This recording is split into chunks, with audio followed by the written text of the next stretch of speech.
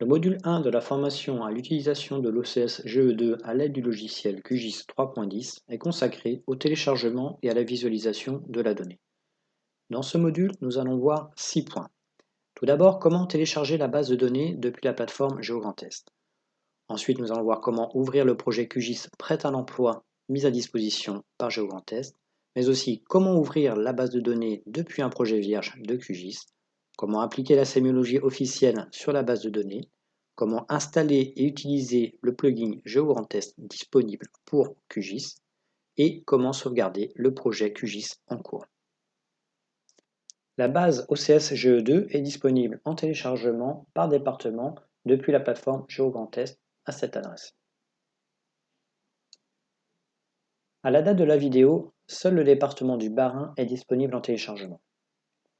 La page du site propose un mémo technique pour savoir quel format de données télécharger pour quel usage. Dans le cadre de la formation, nous allons utiliser une donnée en GeoPackage pour le millésime 2019 du Bas-Rhin. Une fois téléchargé et l'archive décompressée, le dossier OCS GE2 du département 67 contient les rapports de production et de contrôle qualité de la donnée, plus un guide pour les utilisateurs de la donnée en format PDF. On retrouve également l'ensemble des fichiers de symbologie compatibles avec les logiciels QGIS et ArcGIS, et ce pour les 5 niveaux de la nomenclature de la base de données OCS GE2. On retrouve ensuite la donnée OCS GE2 en format GeoPackage et qui intègre les limites des EPCI et des communes du département. On retrouve les projets QGIS prêts à l'emploi, les projets ArcGIS également prêts à l'emploi pour les versions 10.3 et 10.7 du logiciel, et enfin un fichier texte Lisez-moi qui récapitule l'ensemble des fichiers disponibles dans le présent dossier. Il existe deux façons d'ouvrir le projet QGIS prêt à l'emploi mis à disposition par GeoGrandTest. Soit en double-cliquant directement sur le fichier .qjs, ce qui ouvrira automatiquement le logiciel QGIS, soit ouvrir le projet via le menu Projet Ouvrir du logiciel QGIS et en allant récupérer le projet dans votre système de gestion de fichiers.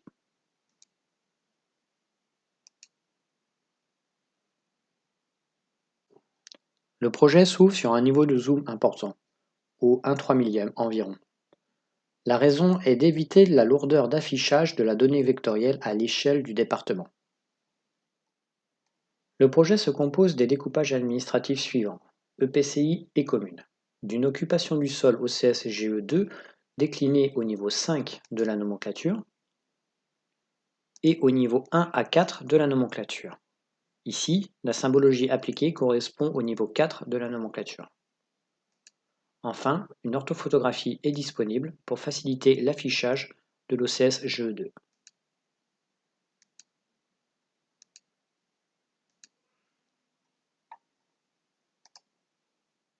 Il est possible de consulter les polygones de la couche vectorielle en utilisant l'outil d'identification des entités. Celui-ci permet d'ouvrir un aperçu de la table attributaire et de consulter les différentes informations contenues dans le polygone. Par exemple, ici, nous avons affaire à un polygone d'exploitation agricole. Plusieurs outils sont disponibles pour naviguer sur la carte. Le déplacement, le zoom avant, le zoom arrière et le zoom sur l'emprise totale des couches disponibles sur le projet QGIS. Ici, l'affichage de la couche est longue, car elle contient de nombreux polygones et de nombreuses informations attributaires sur 5 niveaux de nomenclature. C'est la raison pour laquelle il est important de bien considérer votre emprise d'étude lors de vos analyses sur l'OCS GE2. Il n'est alors pas nécessaire de travailler sur une couche départementale si votre analyse porte sur une seule commune. Nous approfondirons cet aspect dans le module 2 dédié aux principaux géotraitements. Maintenant, nous allons voir comment ouvrir la base OCS GE2 à partir d'un projet vierge de QGIS. Il faut tout d'abord créer ce nouveau projet via le menu Projet, Nouveau. Ensuite, il suffit simplement de rajouter la donnée OCS GE2 à partir du gestionnaire de sources de QGIS. Plusieurs rubriques sont disponibles pour ouvrir différents types de données. Du vecteur, du raster, des fichiers mesh, des tables, des données incluses dans des bases de données ou encore des flux de données. La donnée OCS que l'on souhaite ouvrir est de type vectoriel.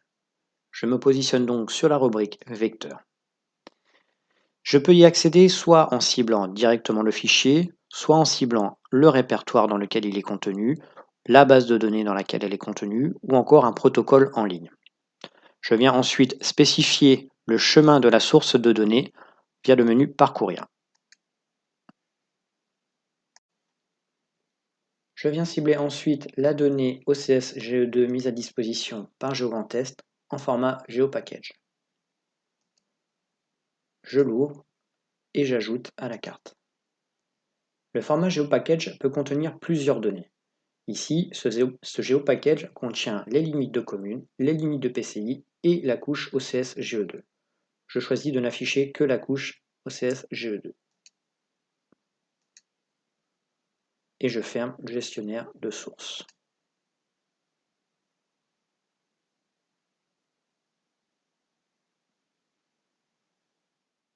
Par défaut, la couche s'affiche avec une symbologie unique.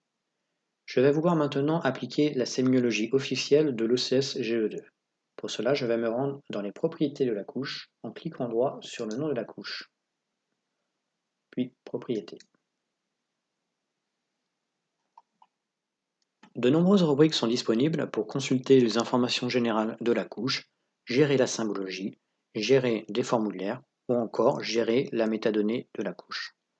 Ici, nous allons nous rendre dans la rubrique de symbologie. Sous QGIS, la configuration de la symbologie est assez simple et offre de nombreuses possibilités.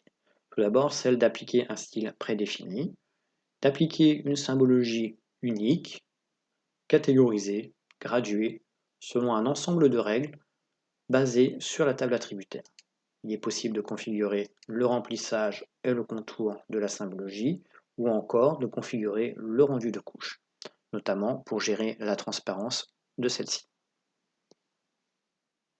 Enfin, il est possible d'appliquer un style préenregistré. C'est ce que nous souhaitons faire en appliquant le style officiel de la base OCS GE2.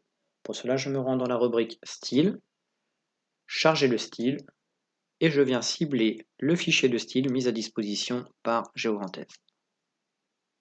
Ici, je choisis d'appliquer le niveau 1 de la nomenclature OCS. J'ouvre et je charge le style. QGIS reconnaît automatiquement le champ attributaire sur lequel il doit appliquer la symbologie. Ici, le champ code _N1 correspondant au niveau 1 de la nomenclature. Il est possible que ce champ ne soit pas reconnu automatiquement. Il s'affichera alors en format italique. À vous de bien spécifier sur quel champ QGIS doit appliquer la symbologie. QGIS lit les valeurs disponibles dans le fichier de style, les légendes à afficher et les symboles à y associer.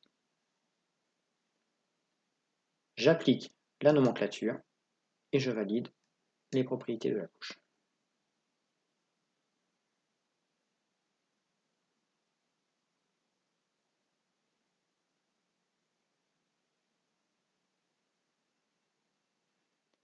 Nous allons voir maintenant comment installer et utiliser le plugin GeoGrandTest dans QGIS.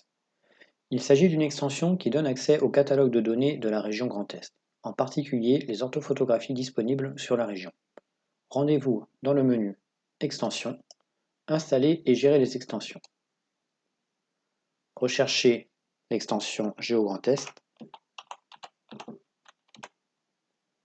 et sélectionnez-la. Puis installez le plugin. Voilà, l'extension est installée, vous pouvez fermer la boîte de dialogue.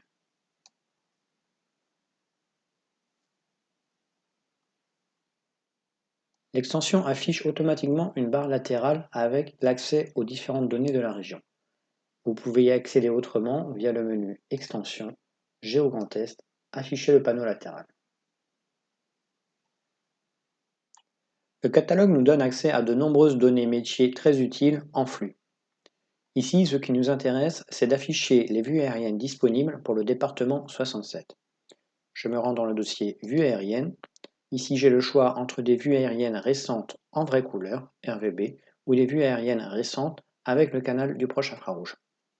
Je me rends dans le dossier Vraie couleur et je cible la vue aérienne disponible pour le bar, ici pour 2018. Je peux double-cliquer pour ajouter à la carte ou simplement faire un cliquer-glisser vers la carte. Attention, en fonction de la qualité de votre connexion Internet, l'affichage de la donnée peut être plus ou moins rapide. La vue aérienne s'affiche au-dessus de l'OCS GE2. Je peux réorganiser l'ordre d'apparition directement dans l'arbre des couches.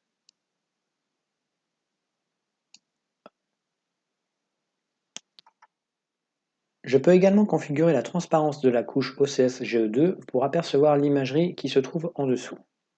Pour cela, je me rends dans les propriétés de la couche, rubrique symbologie, rendu de couche, et je configure l'opacité de la couche. Ici, par exemple, je vais la configurer à 50%. Je valide, j'applique. Encore une fois, la couche OCS-GE à l'échelle du département peut s'afficher de façon plus ou moins rapide. Je zoome sur la couche. Il en est de même pour la vue aérienne et les tuiles d'images qui peuvent s'afficher avec une rapidité dépendante de votre qualité de connexion.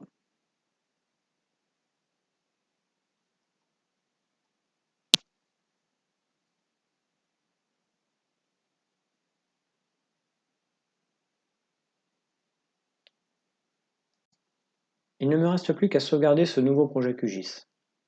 La sauvegarde du projet conservera les couches, les symbologies, ainsi que la vue de la carte sur laquelle vous vous êtes arrêté. Je me rends donc dans Projet, Enregistrer sous, et je lui configure un nom de sauvegarde.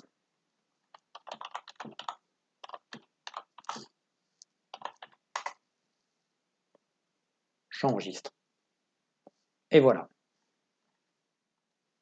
Dans les prochains modules de la formation, nous allons voir comment utiliser les principaux outils de géotraitement, comment manipuler la table attributaire de la base de données, comment créer une cartographie simple, comment créer un atlas, et un ou plusieurs exemples d'applications.